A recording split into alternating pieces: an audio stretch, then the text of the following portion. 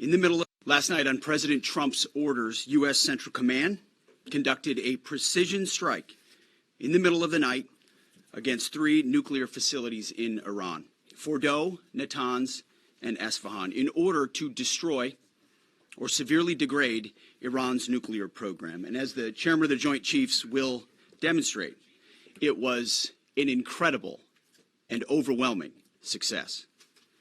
The order we received from our commander-in-chief was focused, it was powerful, and it was clear.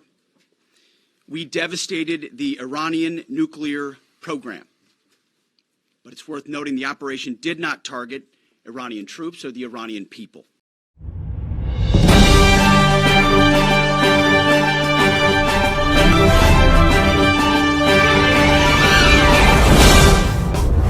የከበረ ሰላምታችን በያላችሁበት ይድረስ። የመጨረሻው መጀመሪያ ገዳይ ምዕራፍ መጀመሩ ታወጀ። አይቲቪ ላይ ነው ያላችሁት።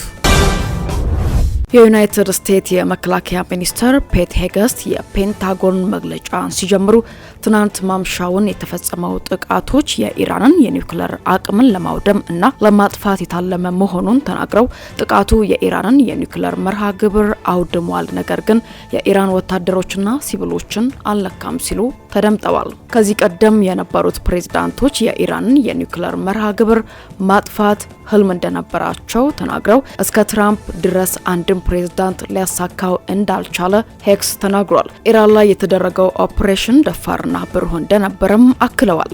በኢራን ውስጥ ያሉ አጋሮቻቸውን እውቅና እንደሚሰጡ ጠቅሰው ኦፕሬሽኑ የወራትና የሳምንት እቅድ እንደወሰደም አክለዋል። የአሜሪካ ቢ2 ድብቅ ቦምብ አውሮፕላኖች ዓለም ሳያውቃቸው በድብቅ ወደ ኢራን ኒውክሌር ጣቢያዎች ገብተው በድብቅ ወጥተው ተመልሰዋል ብለዋል። ትላልቆቹ ጀቶች ከተራራው በታች ከመሬት ጥልቅ በታች የተቀበረውን ፎርዶ የተሰኘውን የኢራንን እጅግ ደህንነቱ የተጠበቀ የኒውክሌር ጣቢያ ሊመታ የሚችል መሳሪያን መያዝ የሚችል ብቸኛ አውሮፕላን ተደርገው ይወሰዳሉ።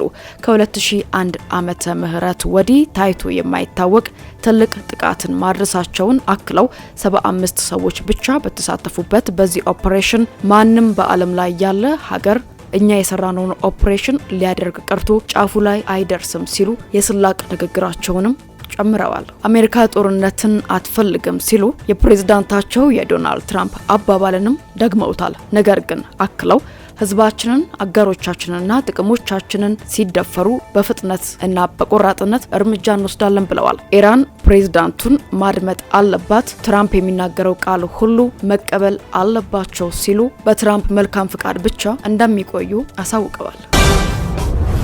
እስራኤል በኢራን ላይ የፈጸመችው ባለው ጥቃት የኒውክሌር መሰረተ ልማቷን ኢላማ አድርጋለች። በዋናነት ትኩረቷን ያደረገችው ደግሞ ከምድር በታች የሚገኙ የዩራኒየም ማበልጸጊያ ማዕከላቷ ላይ ነው። እንደ ዓለም አቀፉ የአቶሚክ ኢነርጂ ኤጀንሲ ከሆነ በሀገሪቱ ማዕከላዊ ክፍል የሚገኘው ናታንስ የኒውክሌር ጣቢያ የደረሰበትን ከባድ ጉዳት ጠቁሟል። ሌላኛው ፎርድ የሚባለው ማዕከሏ ደግሞ በተራራ ስር ከመሬት በታች በጥልቀት የተገነባ ነው። አሜሪካ ዛሬ በማለዳ ጥቃቱን ከፈጸመች በት 3 የኒውክሌር ተቋማት መካከል አንዱ የሆነው ፎርዶን ለመምታት እጅግ ኃይለኛ የሆነ ቦምብም ጥቅም ላይ ውሏል። ከዚህ ቀደም ዓለም አቀፍ የአቶሚክ ኢነርጂ ኤጀንሲ የኢራን የኒውክሌር ማዕከል ላይ የተፈጸመውን ጥቃት እጅግ አሳሳቢ ነው ሲል ገልጿል። የኤጀንሲዋ ዋና ዳይሬክተር ራፋኤል ግሮሲ ሰኞ ዕለት እንደተናገሩት የወታደራዊ እርምጃዎች መባባስ በሰዎችና በአካባቢው ላይ ከባድ ጉዳት የሚያስከትሉ ጨረሮችን የመልቀቅ አደጋን ይጨምራል ብለዋል። የዩራኒየም ማበልጸጊያ ጣቢያዎችን ወደ ተለያዩ ቁስ አካል የመለወጥ ባህሪ ባላቸው አይሶቶፕስ ከተባለ ኬሚካላዊ ንጥረ ነገሮች የሚሰሩ ቁሶችን ለማዘጋጀት ያገለግላሉ። በሰሪ ዩኒቨርሲቲና በዩናይትድ ኪንግደም ብሔራዊ የፊዚክስ ቤተ ሙከራ ፕሮፌሰር የሆኑት ፓዲ ሬጋን ዩራኒየም ከመሬት ውስጥ ሲወጣ በሁለት መልክ እንደሚወጣ ያስረዳሉ። 99.3 በመቶ ዩራኒየም 238 ሲሆን 0.7 በመቶ ደግሞ ዩራኒየም 235 ነው። የኒውክሌር የጦር መሳሪያ ለመስራት የሚያስፈልገው ደግሞ ሁለተኛው ነው ይላሉ። አሜሪካ በኢራን የኒውክሌር ተቋማት ላይ የፈጸመችው የቦምብ ድብደባ በሰዓታት ውስጥ በርካታ ዓለም አቀፍ ምላሾችን አስከትሏል። ምላሻቸውን በመስጠት የቀደሙት አረብ ሀገራት ናቸው። በዋሽንግተን እና በቴህራን መካከል የኒውክሌር ውይይቶችን እያሸማገለች የነበረችው ኦማን አሜሪካን በኢራን የኒውክሌር ተቋማት ላይ የፈጸመችውን ጥቃት አጥብቃ አውግዛለች። የባህረ ሰላጤው ሱልጣኒቷ በዩናይትድ ስቴትስ በቀጥታ በተፈጸመው የአየር ድብደባ ምክንያት የተከሰተውን እጅግ አሳሳቢ መባባስ ኦማን ትኮንናለች፣ ታወግዛለች ስትል አቋሟን ገልጻለች። ከአሜሪካ ጋር ጠንካራ የደህንነት ትስስር ያላት እና በቀጠናው የአሜሪካን የቅርብ አጋር የሆነችው ሳውዲ አረቢያ የኢራንን ሉዓላዊነት መጣስን አውግዛ ከእንደዚህ አይነት ድርጊቶች መቆጠብ አስፈላጊ መሆኑንም አጽንኦት ሰጥታለች።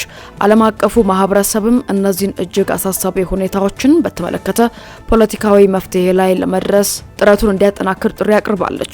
የኳታር የውጭ ጉዳይ ሚኒስትር በበኩላቸው አሁን እየታየ ያለው አደገኛ ውጥረት በቀጠናውና በዓለም አቀፍ ደረጃ አስከፊ መዘዞችን ያስከትላል ሲሉ አስጠንቅቀዋል።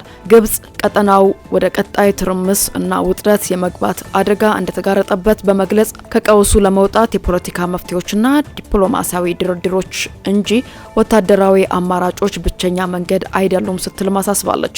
የሊባኖስ ፕሬዝዳንት ጆሴፍ አውን በበኩላቸው የኢራን የኒውክሌር ተቋማት ድብደባ ሁኔታው ከአንድ በላይ የሆኑ ቀጠና እና ሀገራትን ደህንነትና መረጋጋት አደጋ ላይ የሚጥል ውጥረት ይፈጥራል የሚለውን የፍርሃት ደረጃ ከፍ ያደረገ ነው ብለዋል። ዛሬ ማለዳ አሜሪካ 3 የኢራን የኒውክሌር ተቋማትን በቦምብ መደብደቧ ይታወቃል። ፎርዶ፣ ናታንዛና ኢስፋሃን ናቸው። የእስራኤል መከላከያ በእነዚህ ተቋማት ላይ የደረሰውን ውድመት መጠን እየገመገመ መሆኑን ገልጿል። በአሜሪካ ጥቃት ኢላማ የነበረው ፎርዶ ከዋናው ከተማ ቴህራን በስተደቡብ በሚገኘው ተራራማ አካባቢ ከመሬት በታች በጥልቅ ዋሻ ውስጥ የተሸሸገ ነው። ፎርዶ ከምድር በታች ያለው ጥልቀት እስራኤል ባሏት የጦር መሳሪያዎች ለመድረስ አስቸጋሪ ነው። ፎርዶን ለማውደም የሚያስችል ጠንካራና ትልቅ ምሽግ ደምሳሽ ቦምብ ያላት ደግሞ አሜሪካ ብቻ ናት።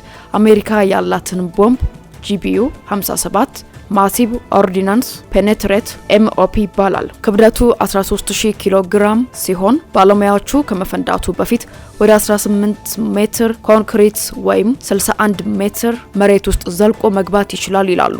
የፎርዶ ዋሻዎች ከመሬት በታች ከ80 እስከ 90 ሜትር ርቀት ላይ እንደሚገኙ ይታመናል።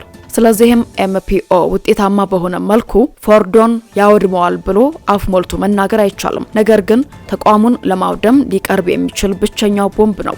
ለእያንዳንዱ ኢላማ ሁለት ቦምቦችን ተጠቅመዋል። የእስራኤል መከላከያ ኃይል ቃል አቀባይ የአሜሪካ ጥቃት በኢራን የኒውክሌር ተቋም ላይ ያደረሰውን ውድመት እየገመገመ መሆኑን ገልጿል። ኢራን የበለጸገ ዩራኒየም ከአሜሪካ ጥቃት በፊት ከኒውክሌር ተቋማቷ እንዲወጣ ተደርጓል ስትል ያስተባበለች ቢሆንም የማስተባበያው እውነትነት ለመወሰን በጣም ገና ነው ብለዋል። ቃል አቀባዩ ኤፍ ዴፍሪንም በፎርዶ የኒውክሌር ተቋም ላይ የደረሰውን የጉዳት መጠን የመረመረ መሆኑን አስረድቷል። ፎርዶ የዩራኒየም ማበልጸጊያ ማዕከል ራቅ ባለ ተራራማ ስፍራ ተሸሽጎ የሚገኝ ተቋም ስለሆነ ጉዳቱ ምን ያህል እንደሆነ በምርመራ ለማወቅ እየተጉ ይገኛሉ። ዴፍሪን እስራኤል የጥቃት ኢላማዋን አስፍታ ሰላማዊ ዜጎች የሚኖሩባቸውን አካባቢዎች ታጠቃ እንደሆነ ተጠይቀው በደፈናው ኢላማችን የለየ እቅድ አለን እና እነዚህን ኢላማዎችን መምታታችንን እንቀጥላለን ብለዋል። ለሰዓቱ የነበሩ መረጃዎች እኚህን ይመስላሉ። በቀጣይ ያሉትን መረጃዎች እየተከታተልን ተመልሰን እንገናኛለን። ITV ላይ ነበራችሁ። በያላችሁበት መልካም ጊዜ